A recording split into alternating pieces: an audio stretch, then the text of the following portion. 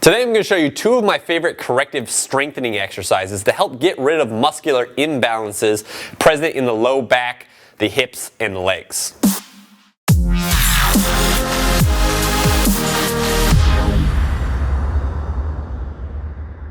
What's going on, everybody? It's Blake Bowman here with Gorilla Zen Fitness, and in today's video I'm going to be showing you two of my absolute favorite exercises for eradicating muscular imbalances, stabilization, and strengthening.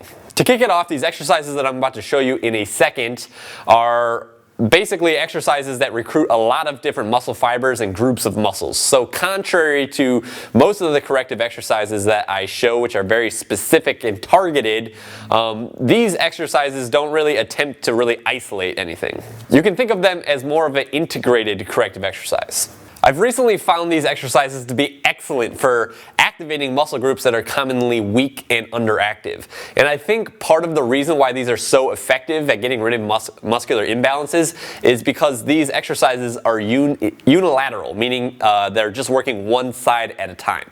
Unilateral training in general, any unilateral exercise, is great for dealing with muscular imbalances and bringing more symmetry to the body. Okay, so the two exercises that I'm going to be showing you are a single leg Romanian deadlift and an exercise called bird dog. Starting off with bird dog, this is a great exercise for targeting the lower traps, the erectors of the lumbar spine, and the glutes. Okay, so for bird dog, you're going to start on all fours, okay?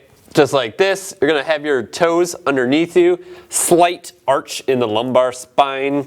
Okay, you want your knees directly underneath your hips, and you want your hands directly underneath your shoulders. Okay, everything's stacked on top of each other.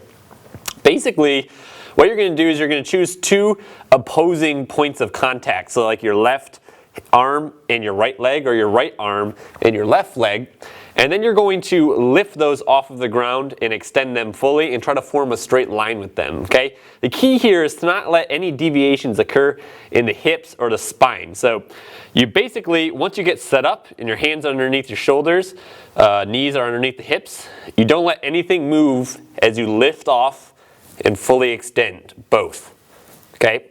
And then right here, you hold for 30 seconds. And then when you're done with 30 seconds on that side, you're going to do the same thing on the opposite side. Okay, the two biggest things to look for here are, is movement in the hips. You don't want to be doing anything like funky, like opening up the hips like this or anything weird like that.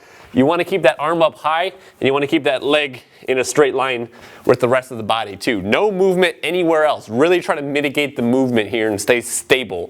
For that exercise, you can do about 4 to 5 sets each side of 30 seconds. Coming into the next exercise, the single leg Romanian deadlift. This exercise is really good for hammering all of the muscles of the posterior chain, so all the muscles behind your body, basically your butt, hamstrings, lower back, things like that.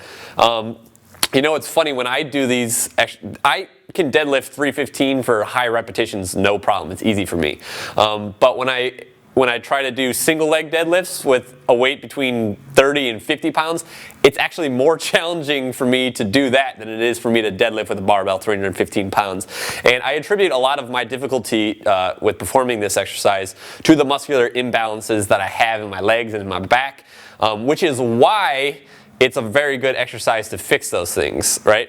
So it also makes a good assessment too. You really realize when you do this exercise how imbalanced you are. You'll probably notice unilateral discrepancies, like one side will be a lot easier to do it on relative to the other side. So just keep that in mind moving forward.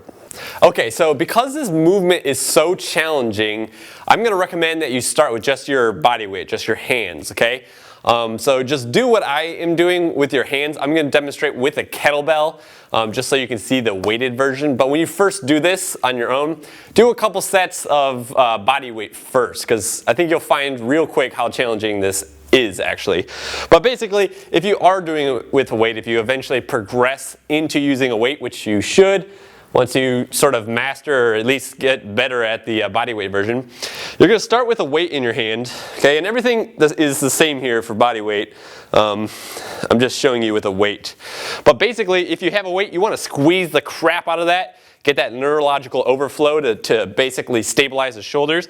You want to keep that chin packed, okay, in like this. You're going to stand on one leg, okay? I'm on my left leg right now, and you're going to keep that soft, okay? You're not fully locked out. Very slight bend on it, okay? From here, keep that shin packed. You're going to hinge forward from the hips, keeping that back leg in straight alignment with the body. Exhale, pull yourself back up. Okay, slight bend in that knee that you're standing on. Inhale, keeping that body straight, going about halfway down the shin, and then coming up. Not touching the ground with it. Shin packed, halfway down the shin, stand back up with it, okay? I'm not the best at demonstrating this exercise, just because I'm still working on my own form. But basically, you want this leg to stay straight. I think I did a good job of showing that. Keep the leg straight and then come back up, okay? And there's a couple things where people go wrong here. One thing is they don't keep their chin packed and they're like looking at themselves. So they're constantly flexing their cervical spine, which is going to create a bunch of hypermobility in there and eventually cause neck pain. So keep that chin tucked, okay? Another mistake that people frequently make is they'll try to touch the ground with either their hands or their weight.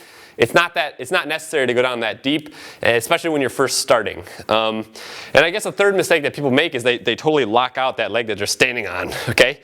Keep a slight bend in that knee. Try to keep this leg in alignment with the upper body. So as you hip hinge on the left leg, you're also moving forward with the upper body, okay? And then you come back, just like that. For this exercise, you can do about 4 to 5 sets of 15 repetitions. I would not recommend doing this every day because it really brutalizes the hamstrings and the back.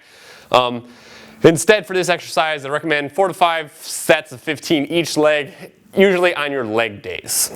Well, there you have it, guys. I hope that you enjoyed this video and it was helpful for you. If you haven't yet subscribed to my channel, go ahead and do that right over here. I'm uploading about 2 to 3 times a week now. If you haven't snagged my latest ebook, Posture: The Ultimate Life Hack, make sure you open up the description down below and do that. Additionally, I'm offering posture assessments now via Skype, via my coaching page. So if you want me to assess your posture, identify all of your postural distortions and the muscular imbalances that you have, then go ahead and open up the description down below and hit coaching. Other than that, enjoy your day, and I'll see you next time.